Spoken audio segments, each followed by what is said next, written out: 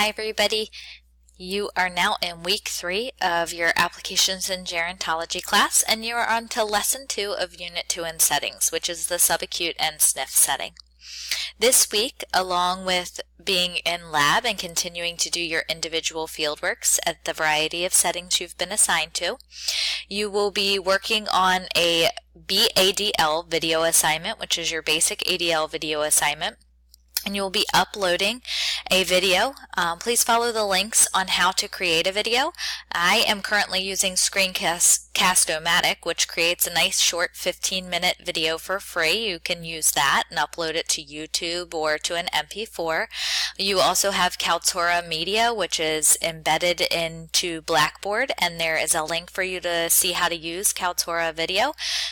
Any way that you can find to create a video and upload it for us, and follow the BADL assignments, and the rubric is pasted in there as well, so you can see that and follow that to make sure you're meeting all the requirements for this assignment.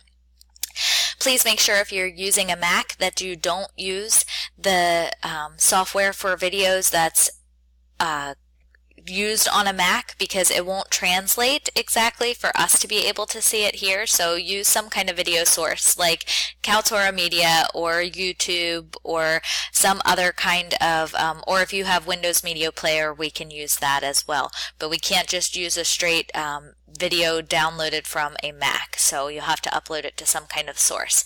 It's easier to just upload it to something like YouTube or Kaltura for us to get to anyway. And make sure you don't wait until the last minute, so that if you have technical issues with creating your video or getting your video to upload, that you have time to contact the USA Help Desk and have them help you get that set up.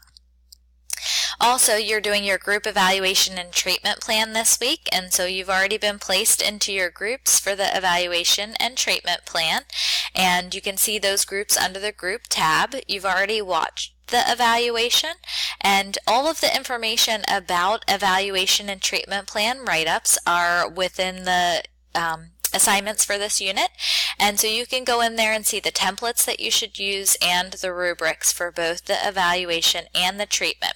You are going to be uploading them as one group evaluation or treatment, so only one person from the group has to upload the assignment, and it'll populate for everybody.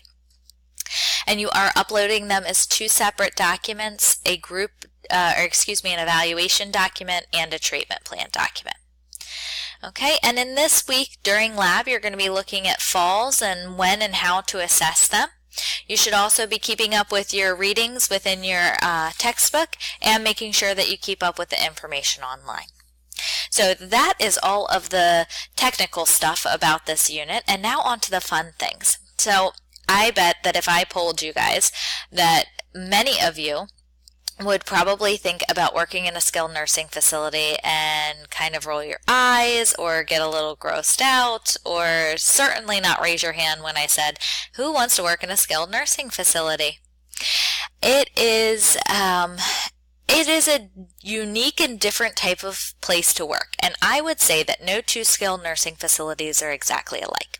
The majority of my career has been spent in skilled nursing facilities or in assisted living facilities, and I love that patient population. When I was growing up, my mom, who's a physical therapist, always worked in skilled nursing facilities, and she would take us along, us kids, on days off from work or from school, and summer vacations. We would end up there if we couldn't get a sitter and stuff like that. And I was so opposed to ever working in a skilled nursing facility. I remember the smells and the sights and the things that just turned my stomach when I was younger. I think I have this memory of these not so nice smells mixed together with mushed up broccoli and people just slumped over in their chairs and staring at walls, and it just really was not an appealing setting to me. So decades later, when I ended up in OT and was graduating, and I was positive I was going to be a peds therapist because kids are awesome and who doesn't want to run around and play all day, it shocked me that I really still loved working with the older adults, and I wanted to be back in that setting, and I felt comfortable in that setting, and I found so much joy in working with people in a skilled nursing facility. It's amazing to me how occupationally deprived people in those settings can be, and what difference we can make as occupational therapists. You know, we think about, these are adults. These are people who have had lives. They've had children. They've had homes. They've had jobs. They've had whole entire lives, maybe twice as long as you have ever lived. And they have all these stories and wealth of knowledge and experiences and emotions. And we kind of strip all of that away. And they are now these dependent people who are sick, who are hurt, who are not feeling well, who are on medications, who are dependent on other people to do everything for them.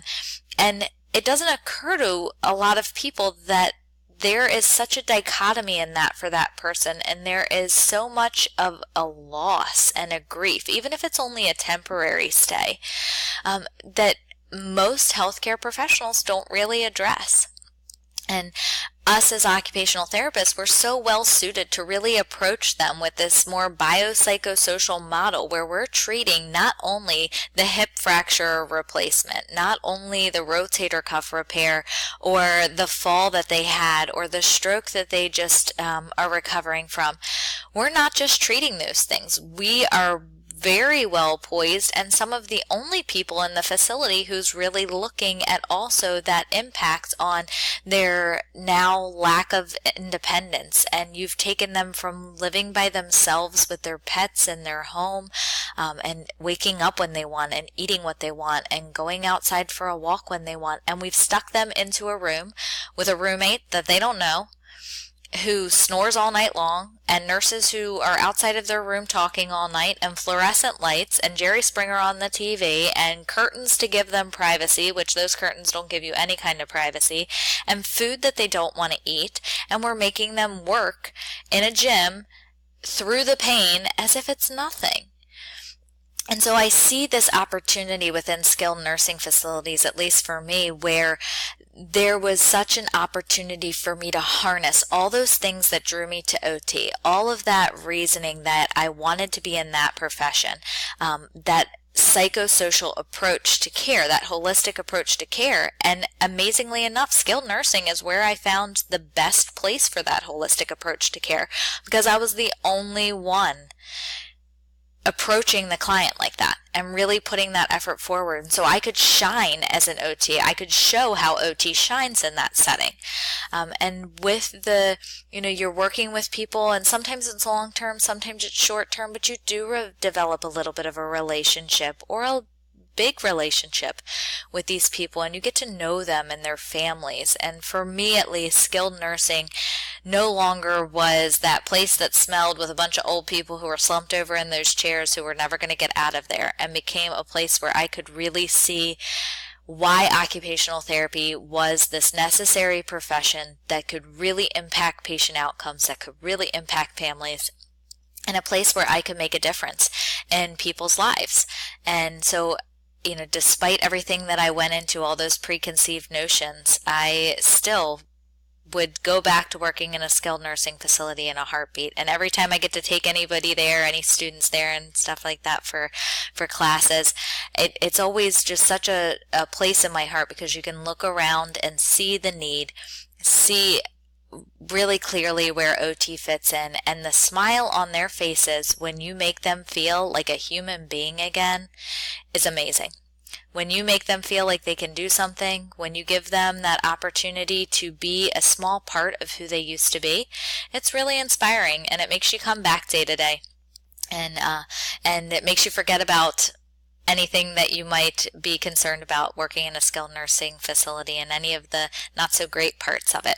That's not every skilled nursing facility. Some places you go into and you can't get past the ill factor, and you shouldn't have to. You should be advocating for that place and those people to not have to live in that. But a lot of places, and especially now, skilled nursing facilities have changed. So I guess that's my little soapbox for the day on keeping an open mind when it comes to skilled nursing facilities and being open to the opportunity to work there and to be a part of those people's lives, because it is a great place for occupational therapists to be. So I hope you enjoy the content for this week. Falls is something that is so huge in the older adult population, and something you will certainly work with at some point in your career if you work with an older adult at all. So I hope that you enjoy the content for this week and don't have too many technical difficulties with the BADL video assignment. Don't get scared off. Ask for help early if you need help in how to create a video assignment. And we will see you in lab on Wednesday.